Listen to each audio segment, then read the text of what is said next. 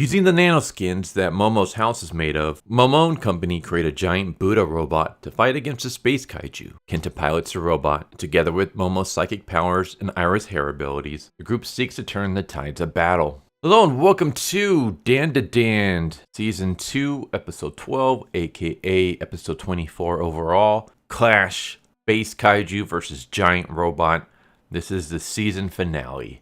So no more Dandadan Thursdays for a while. Thankfully, Season 3 has already been announced, but we're going to have to go a while before that happens. So let's just dive right in. We started off this episode where the last one ended, where Kinta has transformed Momo's house into a giant mech. However, because Momo was picturing a giant Buddha statue, the mech ended up turning into a giant Buddha statue. And we just get some funny moments where everyone's kind of freaking out. No one knows what to do. They've never piloted a mech before. So they're like, should we push this button? How about this button? Should we maybe push this one? But what if this causes us to explode? Like, what should we do? So they're all constantly yelling at each other. And Kinta is telling everyone to calm down and listen. He has the manual for the mecha. So apparently them creating the giant mecha out of the house also created the manual on how to pilot the mecha. So he's like skimming through it. And he tells everyone, all right, everyone, let's all push one of the buttons at the same time. Just push a random button in front of you. We'll all do it at the same time. So each and every single one of them push a random button at the same time. Of the fact that Evil Eye just smashes it with his fist. But that doesn't work. Instead, what happens is we get a little cuckoo clock that pops up. Apparently one of them activated a cuckoo clock. And then the entire mech starts blowing up and parts start falling off. So them hitting the button just starts causing the mech to start crumbling to pieces. If you see this little cloud smoke at the top, that is Ocarun being launched into the air. So the button that he pressed was actually the emergency escape button. So he gets launched out of the mech. And of course, everybody's freaking out. I love the fact that Evil Eye is the only one who's just like, he's like pissed off. Everyone is scared. Ocarun is just getting launched into the air. So everyone's like wondering, like, was it me that did that? Like, what was going on? And of course, the mech eventually just face plants. I thought this was awesome. I love this. I love the fact that, I mean, these are just basically a bunch of high school kids who have never piloted a mech before because there's no such things as real life mechs in their world. So as soon as they create one from the nanoskins, they have no idea what they're doing. And I just love the fact that they're just hitting random buttons and just random garbage is happening. Especially Ocarun getting launched out. That was just too much for me. But eventually they were able to get up. Kinta is able to like use the controls to kind of move and stuff. But he's just getting his butt kicked. Or I should say all of them are getting their butt kicked because they're all inside the mech minus Ocarun. The Kaiju is just smashing them around and stuff. And Ocarun, as I said, he gets launched out. When he turns to see the mech on the ground, Evil Eye pops out and he's free. Like Evil Eye is out of the mech. The Kaiju immediately stomps on him, but Evil Eye like lifts up the foot that's on him and chucks it and causes the Kaiju to kind of stumble back. It falls and the wave of it falling launches Evil Eye into the air and he lands next to Ocarun and he believes that Ocarun is the one that did that. And he's like, can we engage in our deathmatch now? And Ocarun's like trying to like, no, we can't fight now. Like right now we got to deal with the giant Kaiju. Meanwhile, the giant Kaiju is just trying to stomp on the mech and Kinta is able to like lift it up and push it off. And I just love the fact that because it got stomped on the face earlier, its face is all flattened. And I just kind of, I don't know, for some reason this just got a laugh out of me. Kinta basically pushes the Kaiju back and then he kind of takes over the Kaiju's design. So it still has a little bit of a Buddha design. But then it has a more stylistic design. Like it looks a little bit more like a mecha. And I love the fact that it has the Zaku spiked shoulder pads. You can't really see it here. You can kind of maybe see it in this image, but you'll see it later on in other images. And I also love the fact that it turned the little forehead triangle design, I don't know what you want to call it, but it turned the little design on the forehead into basically Kamina's sunglasses. So now we got a stylish mecha. I was like, all right, this is awesome. We went from a boring old mecha into a hip, stylish, sunglasses wearing Buddha. Kinta starts fighting back, and he starts beating on the kaiju, and he's actually putting up a pretty good, decent fight. We have another Ultraman reference where we have the kaiju shooting out its beam, and Kinta kind of like grabs it and knocks it away. This is straight out of Ultraman. We have a hilarious moment where the kaiju knocks off one of the mecha's arm, and Kinta just grabs it, and then he just chucks it, and he yells out "Rocket Punch" as the fist flies through the air and hits the kaiju. So yeah, we straight up get another mecha reference. Obviously, this one is from Mazinger Z with the famous rocket punch. But I just love the fact that rather than like launching the punch from its wrist, it's literally just him scooping up his dismembered arm and then chucking it. And as this is happening, we get like a flashback. And in the flashback, we see that Kinta is in love with the robots, specifically mechas. And he still buys like the Gundam models, and everyone thinks he's gross for doing that. We see a moment where he's like on his way home, and some bullies knock him over, and his Gunpla falls on the floor. And they basically just said, you know, you're still buying crap like that. What's wrong with you, you loser? And Kinta basically talks about how he has been a huge fan of mecha his entire life. He loves this stuff. And how he believed that one day he would pilot a mecha. And so he would train. And his training was basically him going on roller coasters and other amusement park rides to train like with the G-force. Like to train to not get motion sickness while he's piloting a mech. So I love the fact that he's like this dedicated to being a mecha fan. And then we also get this just hilarious moment where obviously because he's fighting, his like glasses are breaking. And so he just like grabs the glasses he's wearing, he chucks them off, and then he just pulls open his coat, and inside are like multiple glasses. And he just like picks one up, puts it on, and he's ready to fight again. But that's when the kaiju just starts destroying the mecha. So the mecha is like falling to pieces. They're down for the count. The kaiju is about to impale them when Momo uses her psychic abilities, and they discover that they can still use their powers while in the mech. So Momo uses her powers to grab onto the tail. Meanwhile, Aira uses her powers to like have her hair flow out and wrap around the kaiju. And so now they have this kaiju like right where they want it. Kinta is giving this speech when Momo and Aira immediately cut him off and tell him to shut up, ask who the hell he is. Say that every time you move, we're getting motion sickness.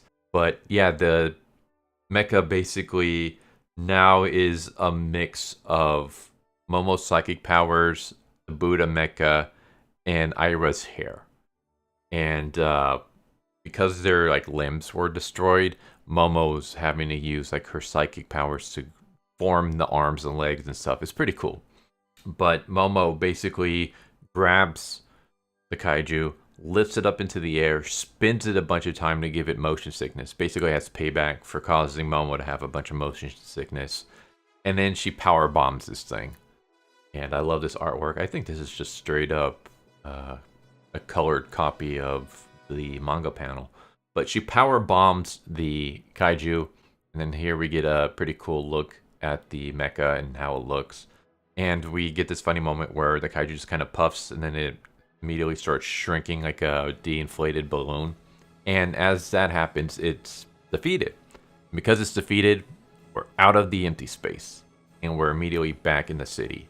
So now everyone can see the giant mecha. And everyone's like, what the hell is that? It just appeared out of nowhere. Everyone's like snapping photos. Momo notices and she freaks out. She's like, we got to get the hell out of here. What do we do? And Kinta's like, well, you just got to visualize what you want, remember? So she visualizes the house going back to her property. And I love the fact that it just kind of transforms into a weird amalgamation of like the house. And then we still have like the nose and the giant mecha arm. In the manga, they don't do this. In the manga, basically the mech just leaps away. It leaps from the city straight to Momo's house. Or I should say straight to Momo's property where it turns into the house. I love the fact that here we get a little bit more comedy where it doesn't just leap away. Instead it transforms into this weird UFO looking thing and then it flies away. And everyone's just staring at it like what the hell is going on. I love how like when it lands, the house is just completely weird. Like it's part house, part mecha, part UFO, and Momo, Aira, and Kinta are just sitting there at the table. Like, did that just happen? And Kinta is like, he breaks down and starts crying because he got to pilot a mech. This is like the thing that he's always wanted in life.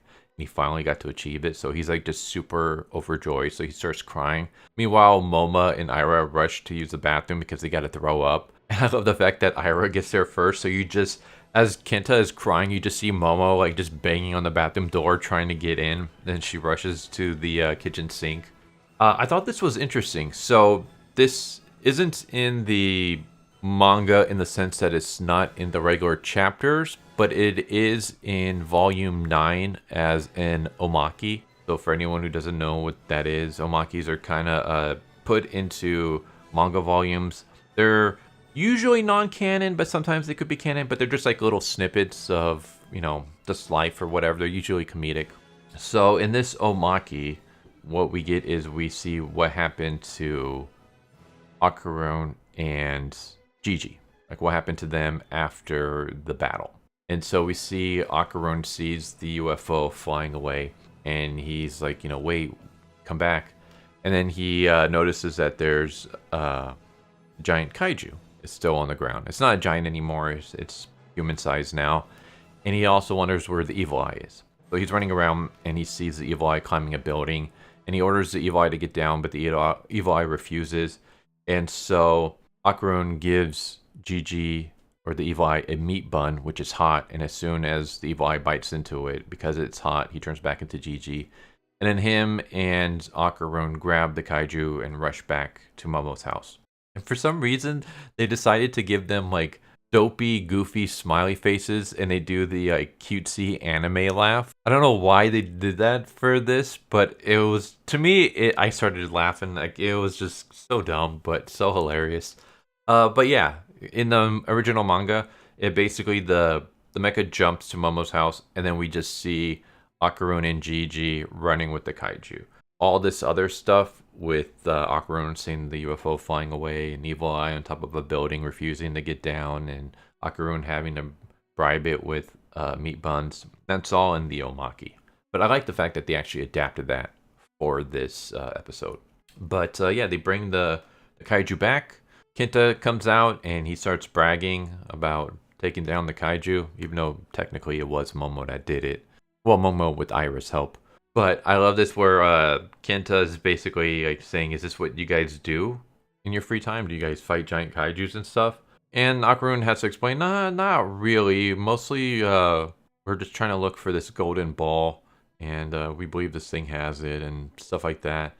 And Kinta is like, well, you know, if you guys need, I guess since you're fighting to protect Earth and stuff, I'll lend you my powers. And Akurone's immediately like, nah, that's okay. You don't have to do that. And so Kinta feels a little bit bummed out that they immediately shoot him down. But as they're kind of like just bickering with each other, Akurone looks inside the mouth and sees that there's a human inside. Kinta orders Gigi to open it, but Gigi's too scared because they think, oh, maybe it's the human that the kaiju has eaten. But that's when Akurone looks inside. He notices a zipper, and he pulls it down and discovers that the kaiju is not actually a kaiju, it's actually a suit, and the suit belongs to this alien girl. And they didn't name her in the episode, but her name is, well, it depends on what version of the manga you're reading. It's either Vamoa or Bamoa, but yeah, this is our alien girl. She's awesome. I won't give any spoilers on that, but she's a great character. I freaking love her. She's adorable. As they're like staring at this alien girl, that's when Momo comes out, and Momo's holding one of the nanoskins that's connected to the house, and she asks Kinta, like, hey, can you help us fix the house so it doesn't look like this weird half house, half UFO, half mecha situation. But then as she looks up, she sees that the alien girl is kissing Akurone straight on the mouth, and we get a cut back to the end of episode 1, where we do the vertigo camera shot where the background like kind of disappears as the foreground, as like Momo moves up into the foreground. And I love the fact that the nanoskin that she's holding, it turns from a cube into a heart shape, and then the heart shape kind of like breaks as the house behind her explodes, kind of signifying like her heartbreak at the fact that another girl is kissing her man in front of her. So I thought this was like really cool symbolism. I also thought it was a really cool callback to season 1, the end of episode 1, where the UFO crashes. We get that vertical shot as the UFO explodes behind Momo when she discovers that Aquarin's real name is Ken Takakura. So I love that little callback, and I love the visual of the nanoskin turning into a heart shape and then kind of breaking to represent like her feelings, her emotions. That was really good. And this is anime original, I believe, because no, I won't spoil it because that will, in the manga, we cut to Momo seeing the two kissing and then Momo's response to it, and I won't say what that is because you have to wait till season 3. But yeah, this part I believe was anime original. But there you go. That's the breakdown. I love this. I thought this was awesome. They expanded the mecha battle a little bit more. In the manga, it's like 2, maybe 2.5 chapters, whereas here it's, you know, a longer fight scene. I love just the way that they edited everything, the little humorous moments. I love the fact that they added the little omaki in there as well. And of course the ending. That is such a, for anime only fans, that is such a sucker punch cliffhanger to end on. Just like they did for season 1.